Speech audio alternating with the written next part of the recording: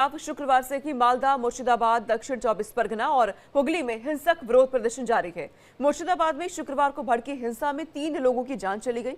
पिता पुत्र की दंगाइयों ने हत्या कर दी, जबकि घायल एक शख्स की अस्पताल में मौत हो गई। आपको तस्वीरें दिखाते हैं। पिछले कई दिनों से मुर्शिदाबाद में वक्फ कानून के खिलाफ हिंसा की आग किस तरह से भड़की हुई है।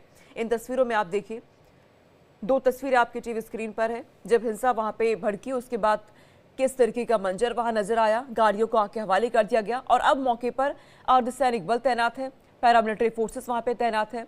जो गाड़ियां सामने आई प्रदर्शनकारियों की, उन्हें आग के हवाले कर दिया गया है। शुक्रवार को जुम्मे की नमाज के बाद एक बार फिर दंगाई सड़कों पर उतरे और जमकर उत्पात मचाया। राज्य पुलिस ने अशांति को रोकने के लिए सुबह एक कड़ा संदेश भी जारी किया था। सीएम ममता बनर्जी ने भी सभी धर्मों के लोगों को शांत रहने का संदेश दिया, लेकिन अपील का कोई असर हुआ नहीं।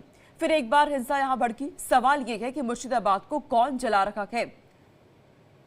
कई दिनों से यह हिंसा जारी है और एक बार फिर वही तस्वीरें मुर्शिदाबाद में।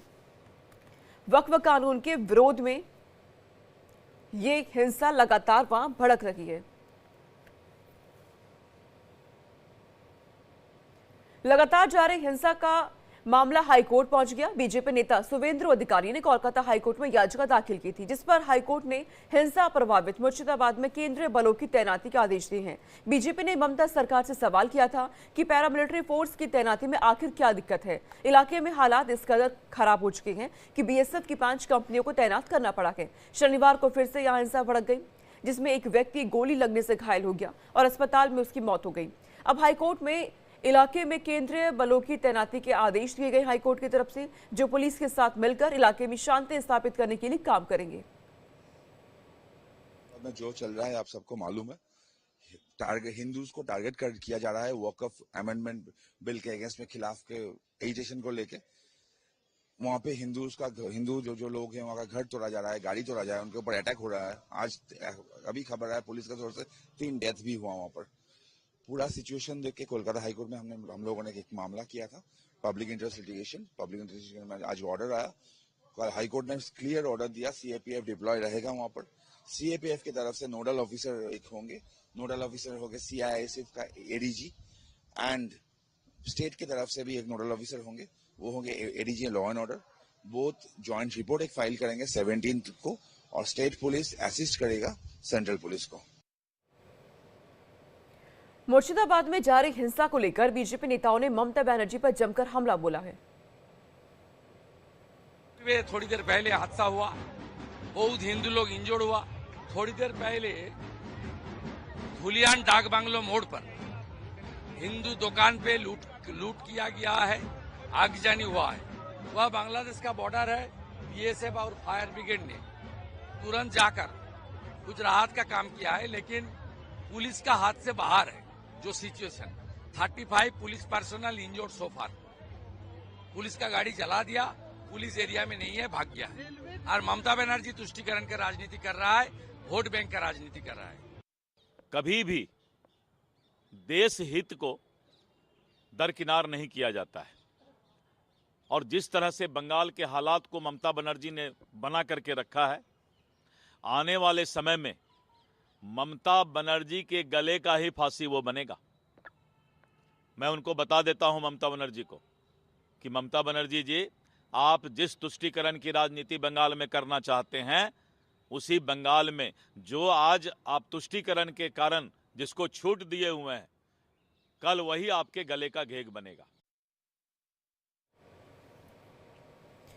बीजेपी नेता राहुल सिन्हा ने कहा कि बंगाल में राष्ट्रपति शासन ही एकमात्र विकल्प है। सुनिए।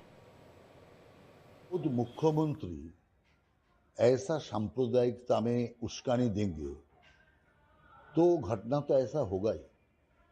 देखिए, रामनवमी का पहले उन्होंने दंगा होगा करके इतना चिल्लाया।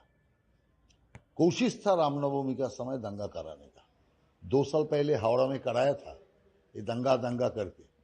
पहला दिन जब मुर्शिदाबाद का जंगीपुर में घटना हुआ था, उस समय पुलिस ठीक ढंग से कार्रवाई करते, कड़ाई से उसको लेते, आज ये दुखद स्थिति नहीं होता। और मुर्शिदाबाद से अभी बाकी जगह में भी फैल सकता है। काल क्या हुआ, यहीं पर डायमंड हार्बर में, आमतला में वहीं पर भी तोड़फोड़ हुआ। तो आंदोलन का नाम पर ऐसा तोड़फोड़ हो रहा है, दुकान लूटे जा रहा है और पुलिस चुपचाप उसको देख रहा है। मुर्शिदाबाद हिंसा पर केंद्रीय मंत्री सुकांता मजूमदार का क्या कुछ कहना है, आपको सुनवाते हैं।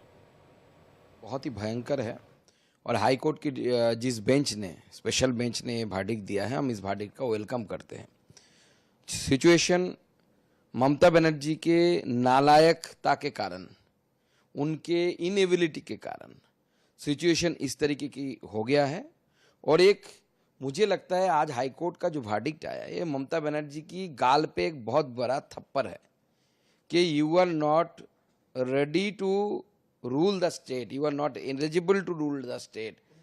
पुलिस मिनिस्टर आप है, पुलिस आपके अंडर आती है और जिस तरीके से आपकी पुलिस की भूमिका देखी गई, हर जगह पे ऐसा चीज हो रहा है।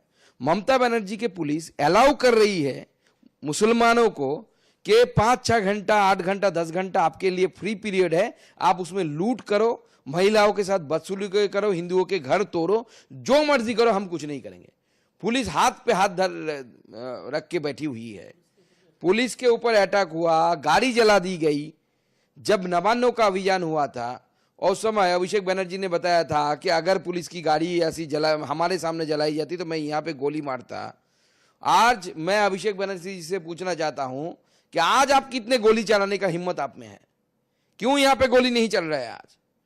और ममता बनर्जी ने पूरे जिहादियों के हाथ में पश्चिम बंगाल को सौंप दिया है सिर्फ वोट बैंक की पॉलिटिक्स के लिए।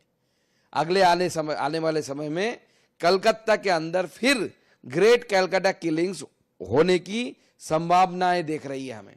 और ये ममता बनर्जी अगर रहेगी तो ग्रेट कलकत्ता किलिंग जैसी घटना फिर से एक बार रिपीट